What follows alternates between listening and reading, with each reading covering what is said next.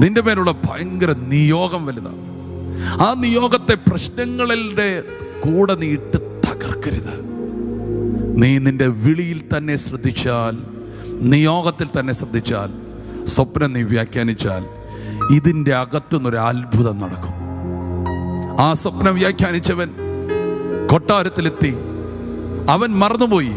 പക്ഷേ രാജാവിന് വലിയൊരു ഇൻസിഡന്റ് വന്നപ്പോൾ, പ്രൈസ് ദി ലോർഡ്, സ്വപ്നങ്ങൾ വ്യാഖ്യാനിക്കാൻ ആരുമില്ലെന്ന് വന്നപ്പോൾ മന്ത്രവാദികൾക്കും ആ ദേശത്തിൻ്റെ വലിയ ഉദ്യോഗസ്ഥന്മാർക്കും പണ്ഡിതന്മാർക്കും ഒന്നും ചെയ്യാൻ കഴിയാതെ വന്നപ്പോൾ, സ്തോത്രം, ഹല്ലേലൂയ, ദർശനം വ്യാഖ്യാനിക്കാൻ, സ്വപ്നം വ്യാഖ്യാനിക്കാൻ ആർക്കും കഴിയാതിരുന്നപ്പോൾ ഈ മനുഷ്യൻ ഓർത്തു, എൻ്റെ സ്വപ്നത്തെ വ്യാഖ്യാനിച്ച ഒരു യോസേഫ്.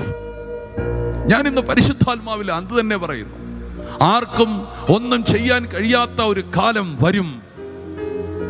നിനക്ക് മാത്രം ചെയ്യാൻ പറ്റുന്ന നിലയിൽ സാഹചര്യങ്ങൾ തിരിയും.